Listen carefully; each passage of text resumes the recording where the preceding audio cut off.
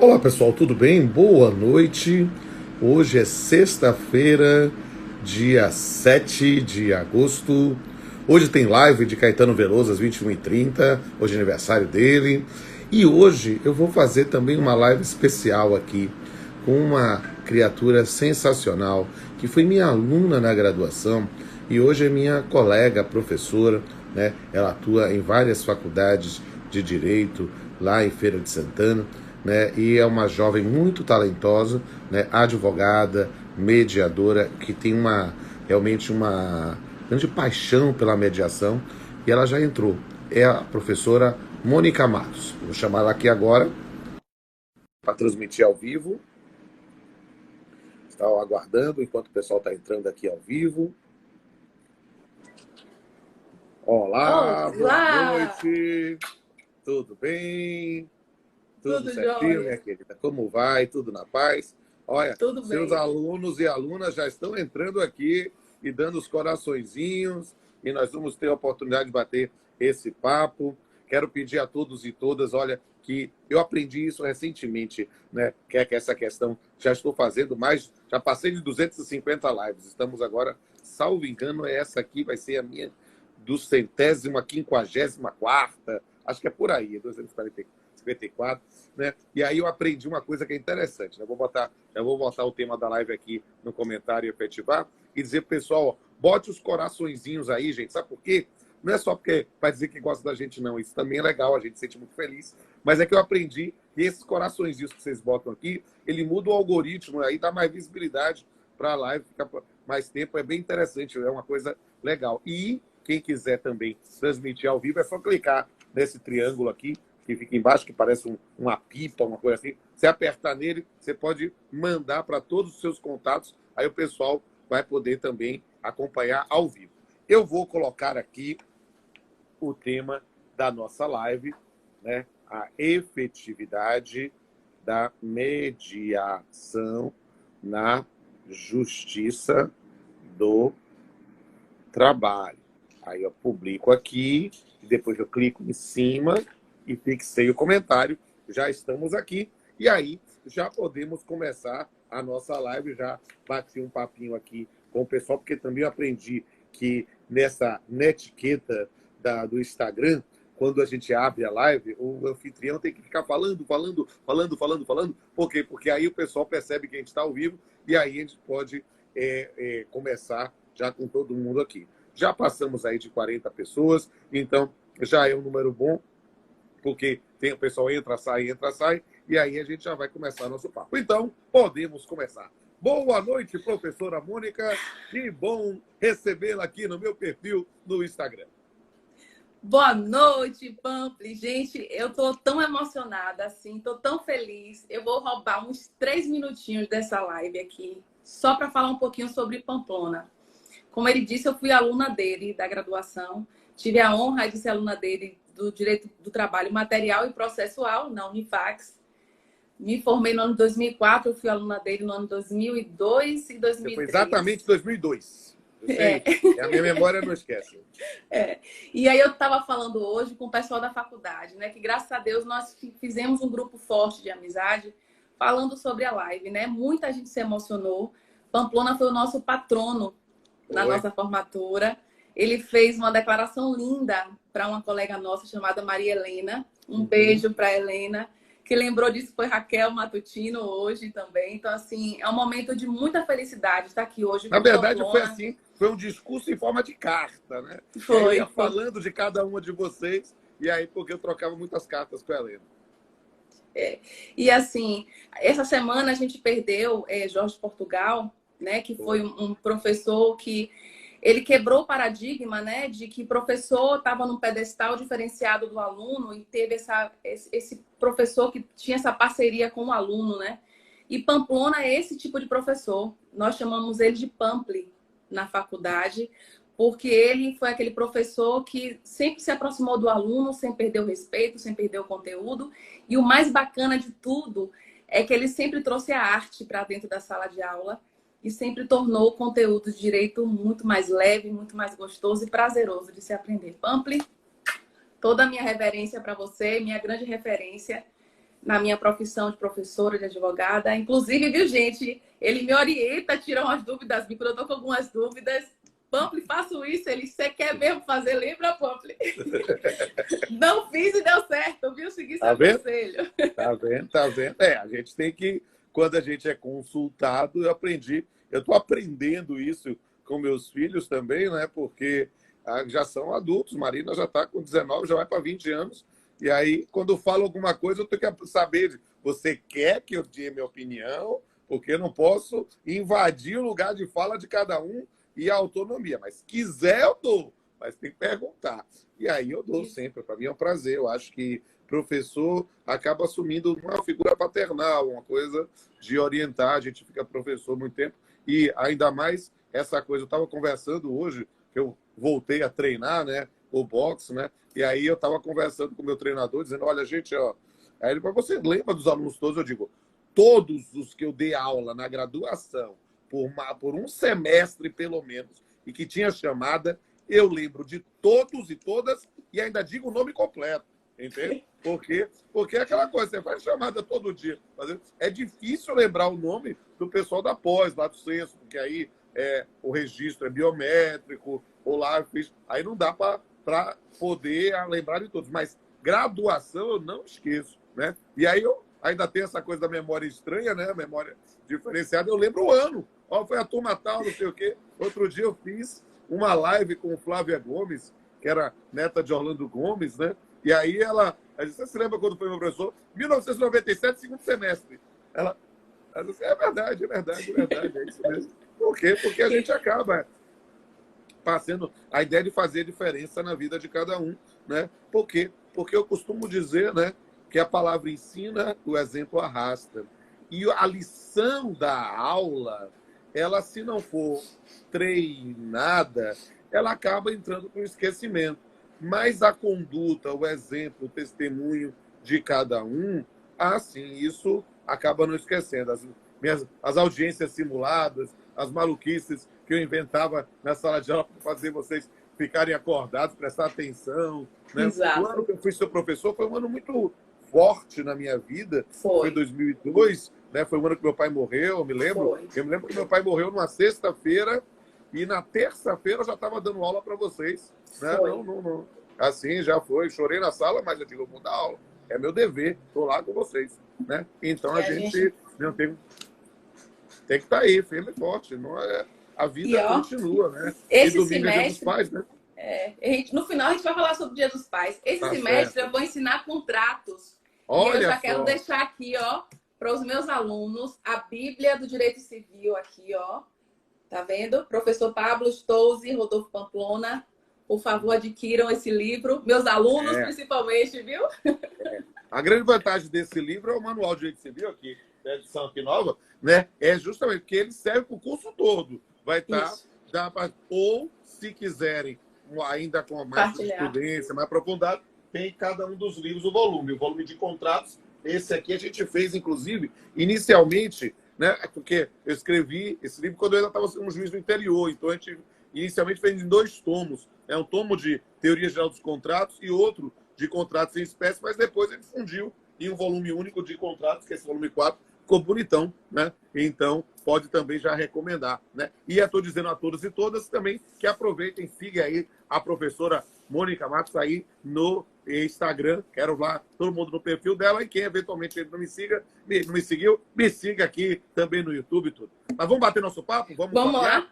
Vamos lá. Vamos lá. A gente combinou de falar um pouco com vocês sobre a mediação no âmbito mais geral, depois trazer sobre a estrutura da mediação dentro da Justiça do Trabalho e falar do assunto que é o gargalo da advocacia trabalhista hoje, que é a homologação dos acordos extrajudiciais, certo? Perfeito. Então, a gente sabe que a mediação hoje ela tem um lastro legal muito grande, desde uma lei especial. Vamos trazer a resolução 125 do CNJ de 2010, né?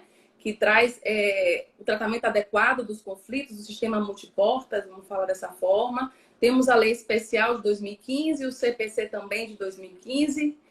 E eu queria, Pampli, que você explicasse aí do seu jeitinho para a galera que está entrando o que é a mediação. Explico com muito prazer. E eu posso desde já fazer uma introdução, né? para dizer que o fato de nós estarmos hoje estudando e debatendo e pesquisando e aplicando sobre mediação já é uma mudança de modelo, já é uma mudança de paradigma da época que eu me formei há muito mais tempo do que Mônica, né? Mas também do tempo que ela se formou. Né? Por quê? Porque o que é que acontece? A forma tradicional de ensino do direito era uma forma que, para mim, sempre me pareceu equivocada. Porque a gente só ensinava a brigar. É fazer petição inicial, contestação, recurso, como é que executa. A gente só ficava no estudo, efetivamente, da atuação unilateral de cada parte, ou atacando, ou defendendo, ou contra-atacando. A gente não aprendia na faculdade a resolver problema. Né? E a mudança de modelo do ensino tem acontecido nos últimos 5, 10 anos, né? Justamente nessa inserção nos currículos das faculdades, né? De temas como negociação, como mediação, como própria arbitragem, mas vamos dar uma ênfase aqui em negociação e mediação, na atuação efetivamente de aspectos relacionados à autonomia privada. E isso é algo que mostra uma mudança de paradigma. Por quê? Porque eu já estou dobrando o cabo da Boa Esperança, já estou ensinando há 25 anos. E aí, o que é que eu digo ao pessoal? Olha, gente, quando começou essa ideia de inserir no programa técnicas de negociação, mediação, eu vi muito professor dizendo isso é enrolação, isso não é direito, isso aí aqui nada, eu tenho que aprender o direito material, o processo, não essas enrolações. Eu digo, calma, meu amigo. Você não pode ser tão apegado à legislação revogada, à doutrina superada ou a visões antiquadas. E aí, nesse ponto, isso já é uma mudança. Por quê? E aí a gente vai fazer. Porque a ideia de autocomposição é a base para compreender o que é a mediação e também a noção de conciliação. Para usar uma expressão que está muito na moda, né? A ideia de mediação e também de conciliação é um meio de empoderar os sujeitos de uma relação jurídica para poder resolver diretamente os seus conflitos sem precisar de uma atuação coercitiva de um terceiro. Um terceiro pode atuar, sim, e às vezes é recomendável que atue, notadamente no âmbito da mediação. Mas, nesse ponto, é preciso entender a diferença para métodos heterocompositivos que têm uma base autocompositiva, como a arbitragem. A arbitragem é heterocomposição. A arbitragem é jurisdição, porém não estatal. Fora. É justamente aquele artigo 18 da lei da arbitragem. O árbitro é juiz de fato e de direito. Perceba, não é disso que estamos falando. Lá na arbitragem temos um aspecto autocompositivo na eleição do meio, na escolha do árbitro, entre outros elementos. Mas nós estamos falando aqui efetivamente de autocomposição, seja na conciliação, seja na mediação. E o que é a mediação e no que ela se diferencia da conciliação? Na verdade, a palavra conciliação ela está submetida a alguns desvios teóricos. Por quê? Porque ela é plurissignificativa. Conciliação pode ser tanto o procedimento, leia-se, a tentativa conciliatória, como pode ser o resultado, ou seja, no acerto das partes. E aí é estranho porque numa mediação as pessoas fazem uma conciliação. Por quê? Porque elas acordaram, conciliaram os interesses. Estamos falando aqui especificamente dos procedimentos. O procedimento conciliatório e o procedimento de mediação. Qual é a diferença? A mediação é um meio autocompositivo em que um terceiro atua aparando as arestas das partes. A mediação ela é recomendável para situações em que as partes já têm uma relação jurídica anterior. A gente fala muito, por exemplo, da mediação familiar. Por quê? Porque nesse ponto, quando nós vemos alguns problemas domésticos, né, nós temos determinadas situações em que falta o diálogo. E é preciso restabelecer os canais de comunicação nesse ponto, fazendo com que as partes possam, empoderadas, buscar uma solução. O mediador vai fazer esse aparo de aresta, vai aproximar as partes, que já tem um vínculo jurídico anterior, né? Mas, nesse ponto, aproximando. O conciliador, e claro que eu estou seguindo, aqui é bem interessante também falar, para você que ensina essa matéria, Mônica, é bem legal até fazer um resgate histórico. Por quê? Porque eu já estou, obviamente, falando da matéria nas diretrizes do CPC de 2015. Isso. Mas é interessante, se você olhar textos antigos, como eu sou o velhinho aqui, eu posso lhe dar esse testemunho, né? Textos antigos, né? Se você pegar textos sobre conciliação na área trabalhista, no passado havia, na verdade, uma delimitação conceitual um pouco diferenciada, na verdade, invertida, né? O que a gente hoje diz que é mediação, no passado, de 20 anos, vamos dizer assim, era talvez alguma coisa aproximada da conciliação. E vice-versa. A conciliação está no DNA da Justiça do Trabalho, né? Exatamente. E por isso que, quando o nosso órgão jurisdicional de primeiro grau, desde o decreto 1237/39, que é anterior à CLT, foi incorporado à CLT, era junta de conciliação e julgamento, né? Que depois mudou com o fim da representação classista para o nome que tem hoje, que são varas do trabalho. Mas perceba que a expressão utilizada na Justiça do Trabalho sempre foi conciliação, mas a priori ela é muito mais próxima do conceito de mediação. Porque na Justiça do Trabalho temos ali uma lide que se relaciona a um vínculo que as partes tiveram, ou eventualmente, é mais raro, mas pode ser, ainda tem. Então, né? Exato. Exatamente. Claro, também pode ser numa situação de um dano contratual, é mais raro, mas pode ser também. Então, nós temos aí determinadas circunstâncias em que, hoje, com o modelo do CPC de 2015, a mediação é uma forma autocompositiva em que um terceiro aproxima as partes, empoderando-as, restabelecendo canais de comunicação para que possam propor uma solução que elas mesmas adotam. Não há imposição. E a diferença para a conciliação como método é justamente que na conciliação o terceiro não tem nenhum, as partes entre si não têm nenhum vínculo entre si, e aí o conciliador faz propostas, porque não tem como restabelecer canal de comunicação, porque nunca houve antes. Então, o exemplo mais fácil é a atuação dos conciliadores, por exemplo, em juizados de trânsito. A responsabilidade num acidente de trânsito é um excelente exemplo de responsabilidade civil aquiliana. Por quê? Porque ninguém tem um contrato com outra pessoa para dizer que eu não vou bater no carro dele. Né? Na verdade, é uma violação de uma regra geral de conduta. Então, nesse ponto, tecnicamente, é uma atuação de um conciliador. Aqui é uma coisa interessante, porque aí a gente compreende um pouco os institutos e pode aprofundar ainda mais sobre essa mediação. Diga aí, Moniquinha. O cara sabe muito, né? Sabe, e a didática é maravilhosa. Ô, Pampli, vamos falar um pouco dessa reforma trabalhista que abriu essa brecha justamente para a gente falar desses acordos, né? Extrajudiciais também, né?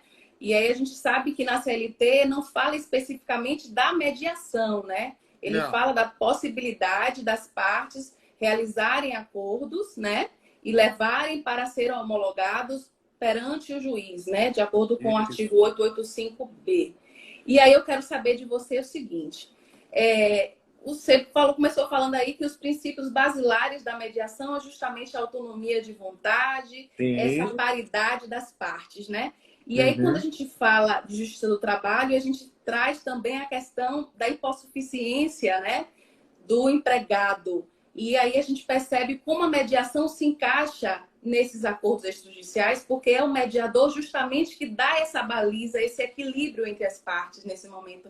Não é isso? Isso é uma questão extremamente importante. Aí já explicamos a visão geral da conciliação e mediação e vamos pensá-la no âmbito das relações de trabalho, ainda pensando nas relações de direito material, claro que a gente vai partir para o processo também. Mas perceba que há muita resistência ainda sobre a mediação no âmbito trabalhista, embora já haja previsão normativa genérica e previsão normativa produzida pelo próprio Estado, resoluções nesse ponto, a própria noção de uma mediação para como fase prévia de dissídios coletivos. Nós temos uma tradição histórica nisso, às vezes, e volto àquela informação do início, às vezes chamando de conciliação o que era tecnicamente uma mediação. E aí, nesse ponto, o que é que há nessa postura? Há tradicionalmente uma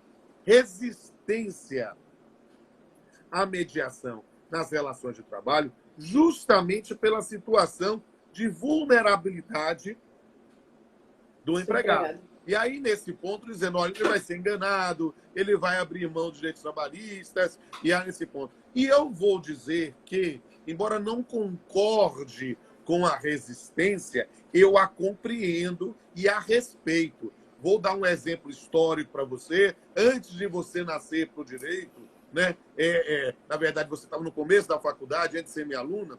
Em 2000, houve a Lei 9958, que estabeleceu as comissões de conciliação prévia. Sim. E essa lei, ao estabelecer essas comissões de conciliação, estabelecia que, você cria a comissão se quiser, mas criada a comissão, toda a demanda trabalhista tinha de ser submetida à conciliação como instância prévia.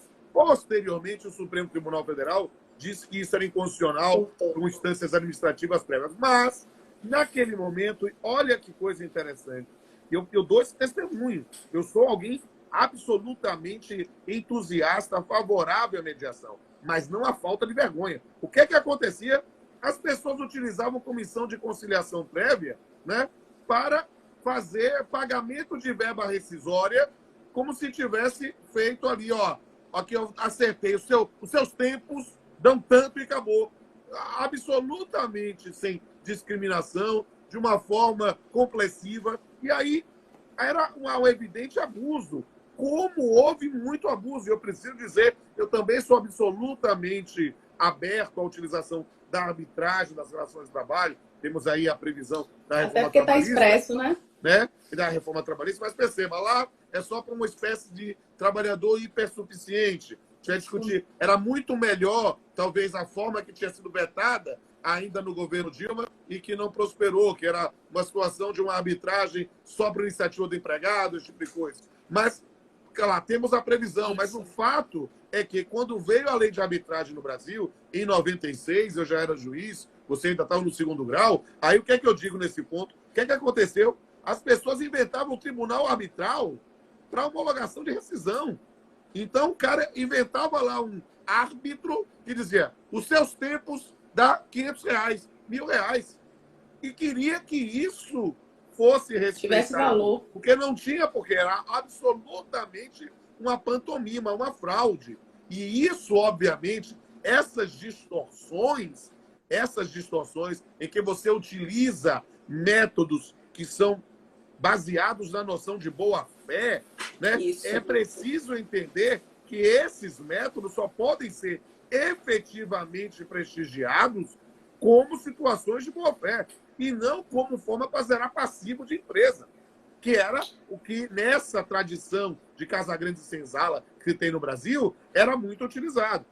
Era chamado de casadinha, né? Casadinha, simulação. Exato, jogava lá, o indivíduo fazia esse dado. E aí ninguém admitia, ninguém concordava com isso, né? Estamos aqui várias pessoas aqui, doutora Fabiana, doutora Edna, todo mundo falando isso. Eu também não concordava, não. Era uma situação efetivamente aqui, doutora Ró Pessoa aqui, Aguiar. Estou dizendo aqui exatamente as pessoas inventavam uma espécie de arbitragem que era uma pantomima de arbitragem, né, para ter quitação total. E, obviamente, cair no seu trabalho, eu estou dizendo que eu sou um juiz absolutamente tranquilo nesse ponto, mas eu declarei nulo vários nesse período, 96, 97, 98, muitas, porque era falta de vergonha mesmo.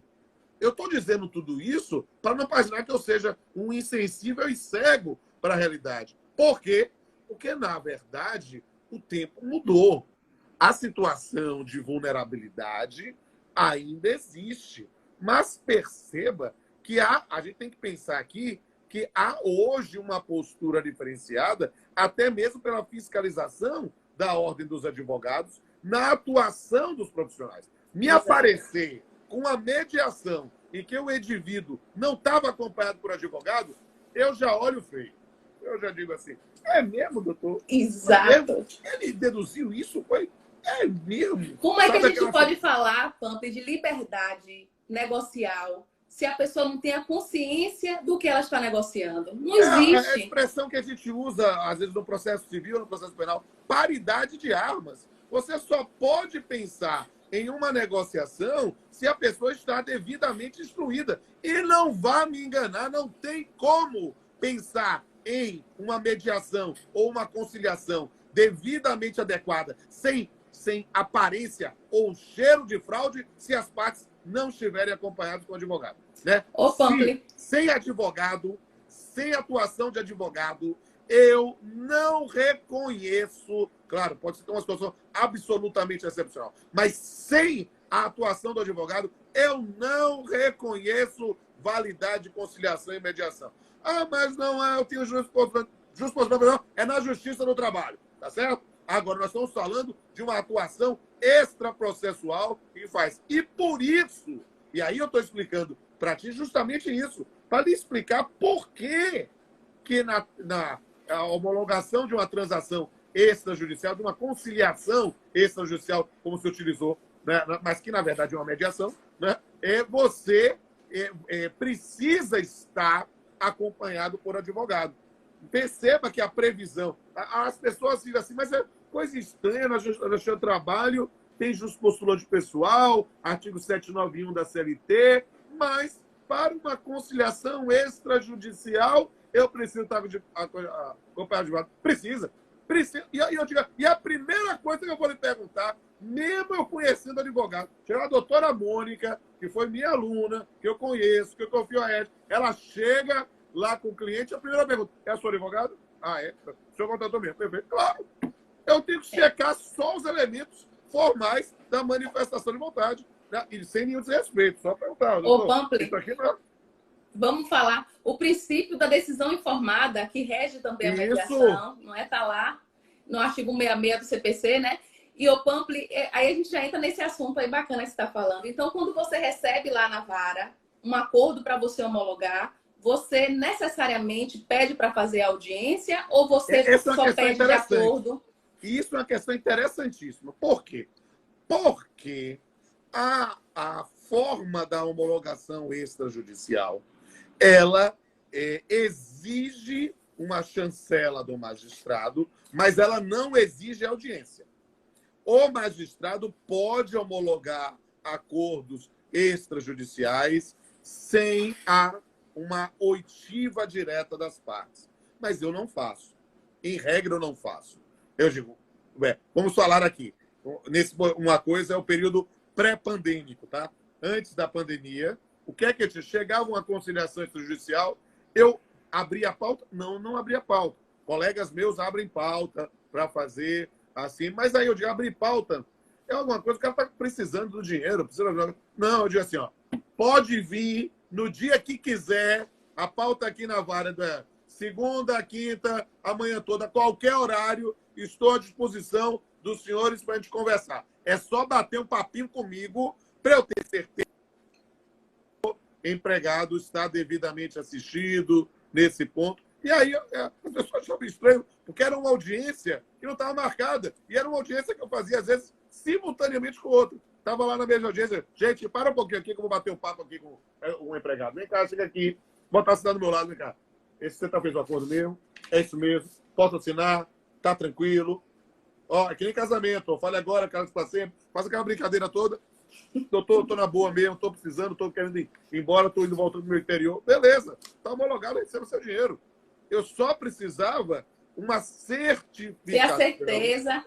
Exato. Por quê? Porque é aquela coisa de evitar, ainda mais eu, poxa, quer dizer, eu sou um juiz que não tem medo de se expor nas redes sociais, que interagem com todo mundo, que conversam com todo mundo. Então, até aquela que honra é como virgindade, só se perde uma vez. Eu não abro mão da minha. Então, o que eu faço? Ó, vai dizer que eu estou homologando qualquer acordo sem ter alguma certificação, se o empregado me vê, assim, passou um processo de justiça e nem viu o juiz? Não, vou bater um papinho aqui. Pronto, resolveu. Isso resolve rapidinho.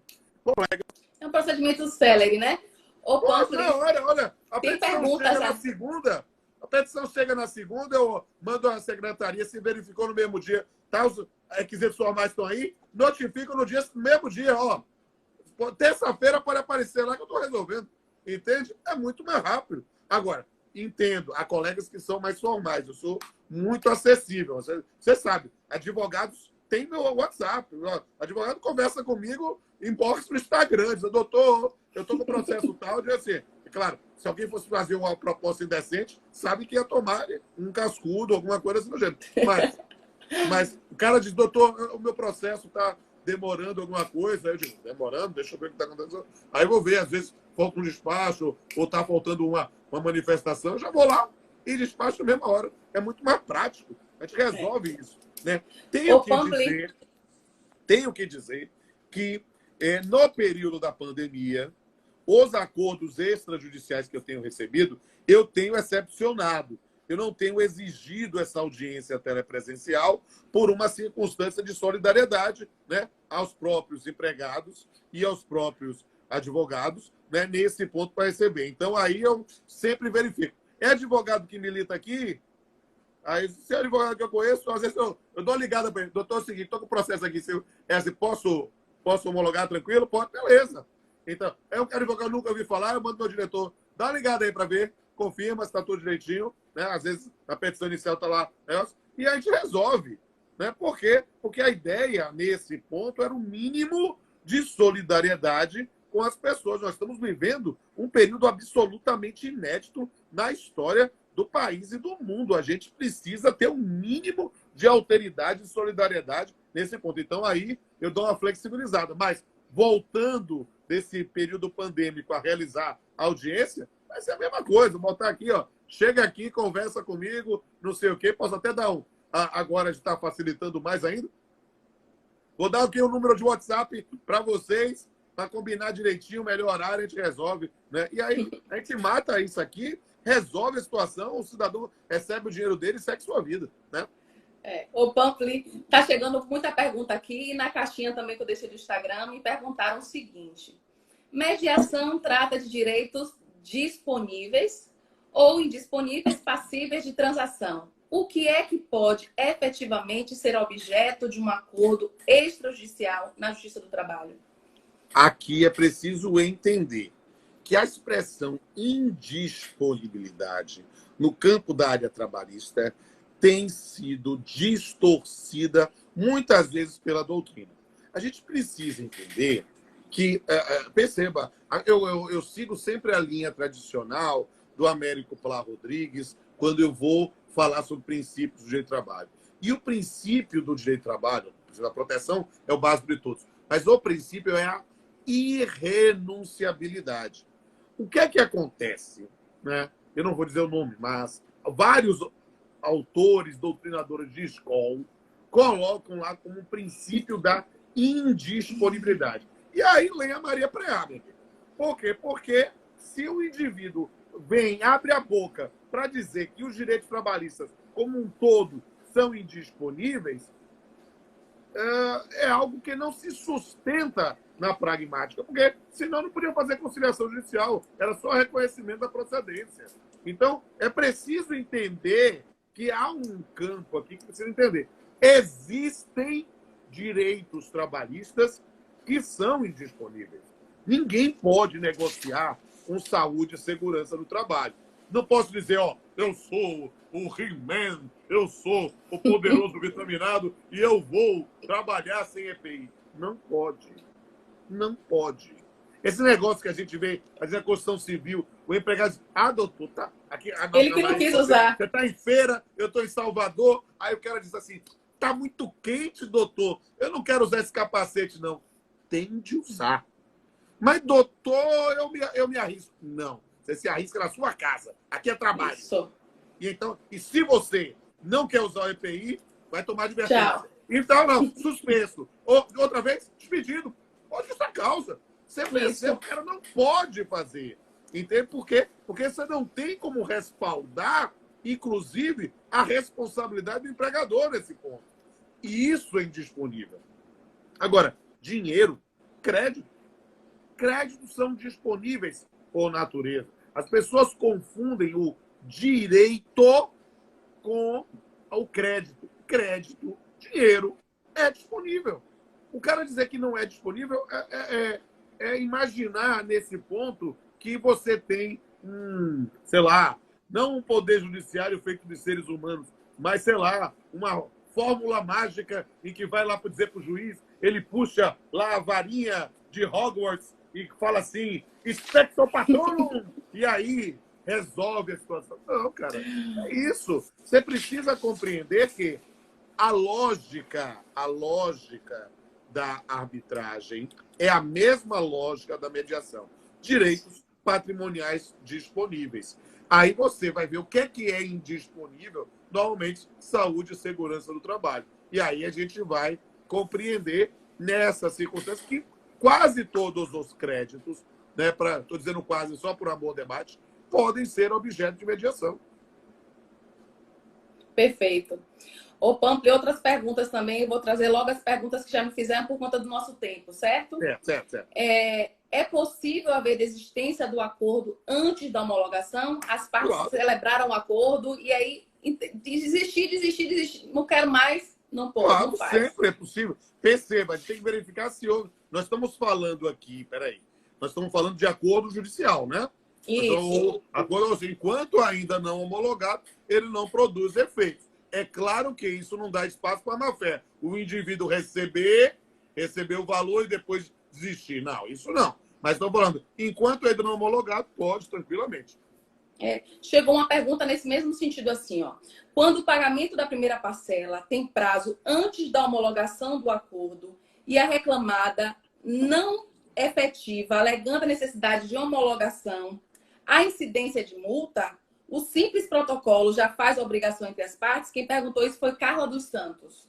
Excelente pergunta, Carla. E aí nós temos que verificar essa circunstância. Se trata de um acordo efetivamente que precisa da homologação judicial, ora, vocês estão colocando uma data que está muito breve em função, ou, sei lá, é uma demora do magistrado para homologar essas circunstâncias, e aí a gente vai ter, nesse ponto, que verificar. Vocês estão assumindo no acordo que vai ser pago no dia tal, independentemente de homologação?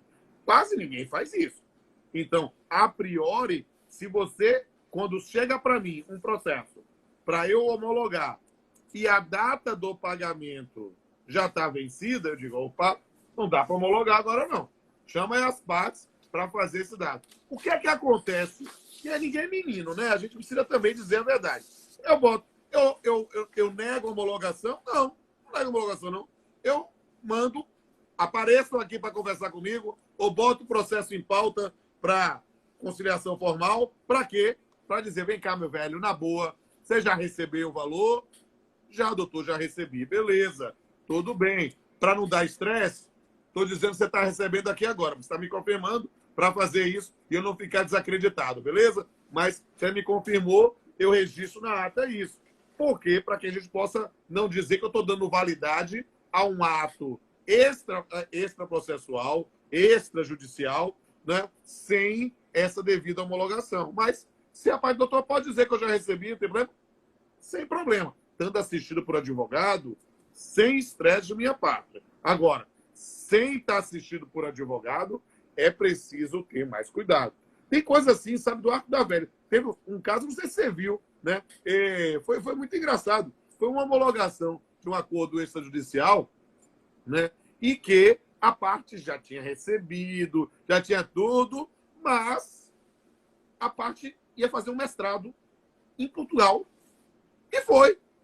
Fez uma procuração por instrumento público para a tia, né? E eu mandei aparecer lá para fazer o acordo. Cadê a empregada? Não veio. Doutor, ela fez aqui porque ela está em Portugal, foi fazer um mestrado, mas ela já recebeu, inclusive. Eu digo, gente, na boa, eu sou informal, mas peraí, já pagou? Eu estou aqui com papel de besta? Como é que eu posso garantir que esse negócio vai fazer? Não estou gostando desse negócio, não. Aí eu disse, as pessoas acham estranho quando, digamos assim, eu empaco, porque normalmente eu nunca empaco. Eu digo assim, doutora, homologar não. Não vou homologar, não. Não vou. Como é que eu vou garantir, doutor? Não estou duvidando da senhora. Mas cadê a menina? Vou dizer que eu estou homologando a acordo sem ver a reclamante? Não aceito esse negócio, não. E aí, médico advogado, doutor, o senhor aceita fazer uma videoconferência? Eu já faço. Arranca o telefone aí.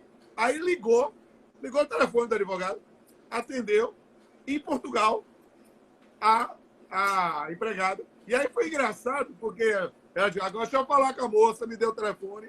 Aí quando eu falei assim, meu nome é doutor Rodolfo, aí o cara lá, professor! Eu, o que foi?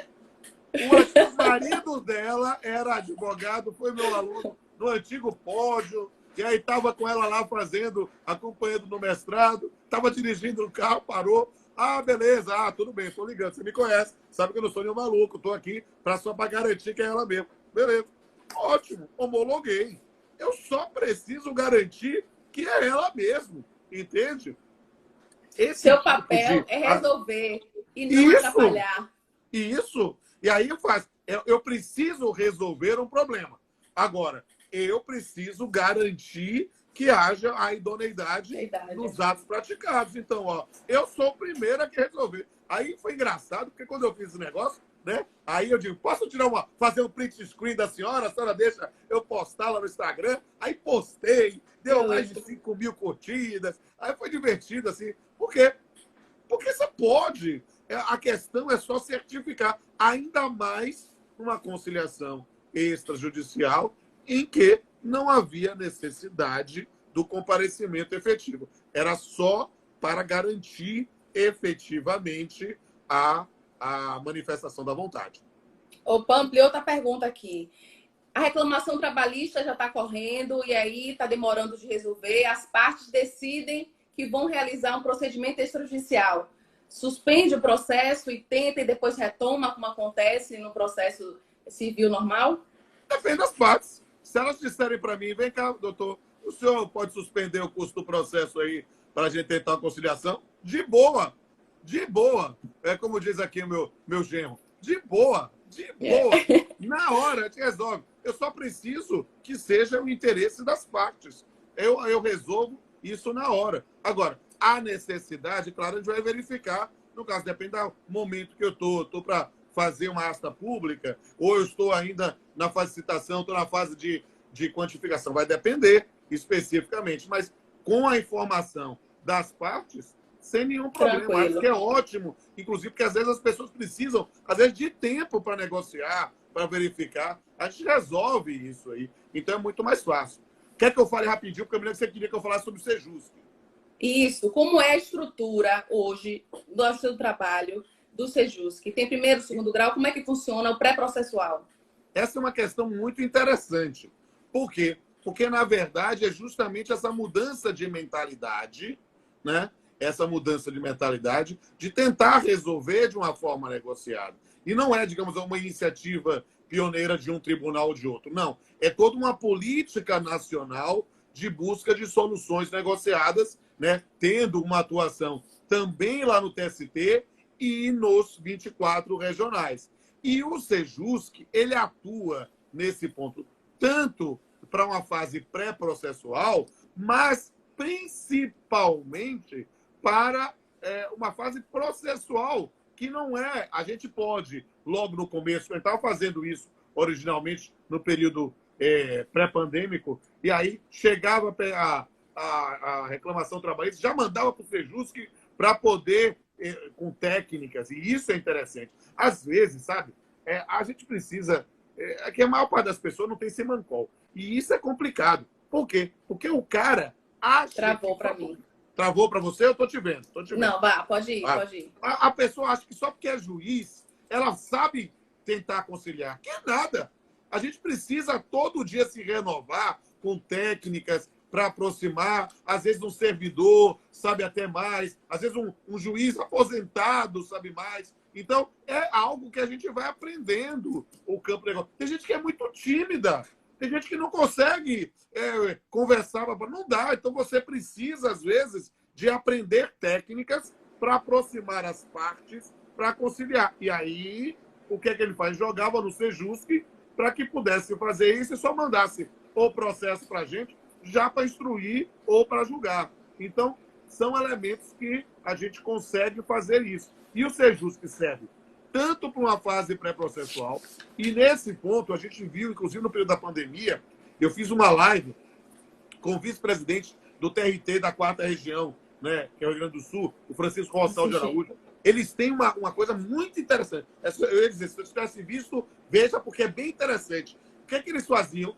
O indivíduo, para tentar uma situação, antes da discussão do MP 936, né? Olha, estão precisando ver se consegue fazer uma negociação coletiva, alguma coisa assim. O pessoal entrava no site do TRT, já ia direto para o vice-presidente, o vice-presidente já via qual era a jurisdição, designava o juiz de primeiro grau da jurisdição e, o juiz de primeiro grau fazia quase um Sejusc especificamente na cidade. Isso antes de ter esse campo de negociação. E depois, diretamente, às vezes o juiz... Eu digo assim, eu fui juiz no interior, eu tive a oportunidade, às vezes, e o juiz numa cidade que não seja uma capital ou uma Feira de Santana da vida, né? Você tem digamos assim, uma credibilidade muito maior.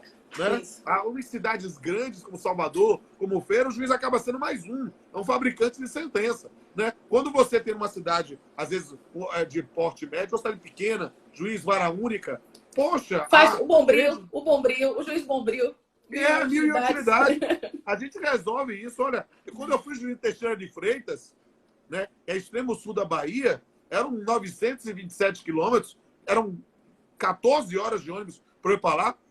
Quando eu tinha uma ação que era repetitiva, ou seja, 3, 4 empregados dizendo a mesma coisa, eu julgava o processo, mas eu mandava chamar o dono. Eu assim, vem conversar comigo, tomar um café comigo lá na mesa de audiência. Porque, meu filho, na boa, eu não tenho nenhum prazer em ficar te condenando, não. Mas se você continuar com isso aqui, você está se estrapando, velho. Eu digo assim, mude esse negócio. Pode ser que você nunca tenha tido a oportunidade de fazer. Procure seu advogado, mas esse negócio está certo, não. Aí, rapaz, eu resolvia e evitava novas ações. Ou seja, o passado já era. Mas a gente precisa ver. Mandar um abraço aqui para um grande juiz aqui, que é o de meu parceiro também aí no projeto do Resenhas, que é o professor Danilo Gaspar. Gente muito boa, está aqui também acompanhando a live. Tem uma galera bacana aqui, ó. Lúcia Rosa está aqui também. Tem Magna, que é coordenadora. Tem um monte de gente bacana. O pessoal da Comissão de Mediação, da Seccional da Bahia, daqui também de Feira de Santana. Meus alunos, um beijo para todos vocês, viu? Um beijo para todos e todas. Sigam aí a professora Mônica no Instagram e me sigam também, que ainda não me segue, tá? Mas ainda não acabou ainda não, porque ainda tem pergunta para você aqui. Tá, vai. Peraí. Eu estou preocupado, já estou 10 minutos. Então, você acha... Põe bola. A mediação, efetivamente, pode acontecer na justiça do trabalho. Esse paradigma de que não pode, por favor, advogados, militantes na justiça do trabalho, façam seus acordos extrajudiciais de forma correta, idônea, seguindo exatamente como consta lá, cada reclamante com seu próprio advogado, explicando os termos certinho, não é isso, Pampli? Pode sim. Agora, a o ideal, e aí, claro, cada um vai seguir a sua recomendação, faça a mediação, sempre acompanhado por advogados, e transforme essa mediação em uma homologação de uma conciliação extrajudicial. Por quê? Porque se é para resolver, resolve de vez. E aí, tendo a oportunidade de ter o manto da coisa julgada. Esse aí, sem sombra de dúvida, é o melhor caminho, na minha opinião. E outra pergunta. Quando você recebe lá no seu cartório, lá na sua vara, uma mediação que é realizada dentro de uma câmara, tem um peso maior de quando você percebe que é feita por um profissional ad hoc ou não? Para você... Olha, não, pode falar a verdade, não. Eu acho não. é porque, é claro que ser por uma câmara dá mais credibilidade. A gente vai realmente ter nesse ponto, talvez, uma desconfiança menor de um eventual abuso, né? Mas é preciso prestigiar a advocacia e aí, nesse ponto, acho que a mediação ad hoc também é muito importante. O que é importante mesmo é nós termos sempre profissionais idôneos e, nesse ponto, nossa grande aliada, nossa maior aliada é a OAB, né? Que deve, em situações de profissionais que não tenham honrado a nobre missão da advocacia, que possam ser punidos, eventualmente, defenestrados. E a última pergunta é como você vê a mediação nos próximos anos na Justiça do Trabalho e como é que você vê a Justiça do Trabalho também daqui a alguns anos? Bem, aí essa é uma pergunta meio mãe de Ná, né? Como é que vai ser no futuro, né? Eu não sei. Saber eu não sei. Eu só sei, como Lulu Santos e Nelson Mota, nada do que foi será, de novo, será do jeito que já foi um dia. Tudo passa, tudo sempre passará. A pandemia passará, né? Eu não tenho dúvida, mas não sei quando. E aí, nesse momento, nós vamos ter aí uma experiência grande, né? Nesse período da pandemia, que nós vamos aproveitar, né? Aproveitar nas audiências telepresenciais, no aprofundamento desse ponto. É claro que a gente precisa compreender bem essa matéria. Agora, eu acho que eu não quero falar só sobre a justiça do trabalho. Eu acho que nós temos que prestigiar meios autocompositivos, né? Inclusive na justiça do trabalho, inclusive nas relações de trabalho. Mas nesse ponto, qualificando, estou vendo aqui, e é a verdade, qualificando os profissionais do direito, qualificando os advogados para que possam atuar de forma idônea, que possam, nesse ponto, ganhar a credibilidade, né? Que, digamos assim, já lhes antecede quando o magistrado vai analisar uma petição. Então, é um caminho, sim, para situações. Porque as pessoas, às vezes, entram quase por uma reserva de mercado. Não, se fizer isso, vai acabar a justiça. Não, meu filho, porque perceba, tem gente que vai brigar e vai brigar a vida toda. É só judiciário mesmo. Né? Porque mediação é forma civilizada de solução de conflitos. E o fato é que nem todo mundo é civilizado. Entende? Então, aí você precisa da força. E a força é no Poder Judiciário. Entende? Eu digo com absoluta liberdade. Eu acredito muito mais nos procedimentos conciliatórios, na mediação, do que, às vezes, na arbitragem. Por quê? Porque a arbitragem, eu acredito muito na arbitragem nos grandes conflitos, grandes contratos empresariais, que o cara não quer aguentar o Poder Judiciário, que vai demorar uma eternidade para julgar. Né? E que requer especialidade, né? E que requer especialidade. Exatamente. Aí sim, eu acho que a arbitragem pode ser o caminho. Mas, na maior parte das pessoas, é efetivamente no Poder Judiciário quando um não quer bicar. Quando um não quer bicar, dois não deixam. Exatamente. Estou muito feliz com o resultado da nossa live, Pampo. Eu acho que a galera também está dizendo que gostou muito. Entrou agora a Doriana Soares, delegada aqui de Feira de Santana. Um beijo para você. Um abraço aí, produtora. Um abraço. Exatamente. Eu ouvi o seu Papiando com Pamplona com Fernanda Tartucci. E ela falou o seguinte: a mediação é uma dança e a judicialização é uma espécie de luta. E o que a gente traz aqui hoje na nossa live é que não existe um método de resolução de conflito melhor ou superior que o outro. Existe sim uma adequação, não é isso, Tânia? Perfeito, perfeito. Não diria melhor. E outra coisa. Então, domingo é Dia dos Pais. E nós estamos com um paizão aqui. Rodolfo Pamplona é um pai maravilhoso. Quem acompanha ele nas redes sociais sabe disso. E aí eu pedi a ele que ele separasse um poema, uma música, alguma coisa para a gente homenagear os pais da Eu não sei live, se vai dar tempo aqui, já tô com medo de cair. Rapidinho, vai lá. Tá, vou tentar ver se eu faço Se cair, a gente volta. Vamos lá.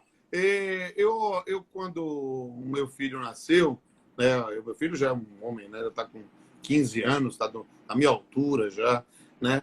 E eu fiz um poema, pouco tempo depois, chamado Amor de Pai, que eu musiquei, inclusive, né? Quem quiser ver a versão cantada está lá no meu canal no YouTube. Mas deixa eu ver se eu consigo lembrar de todo aqui. Eu escrevi alguma coisa assim por meu estelionatário favorito, que é o Rodolfinho, né?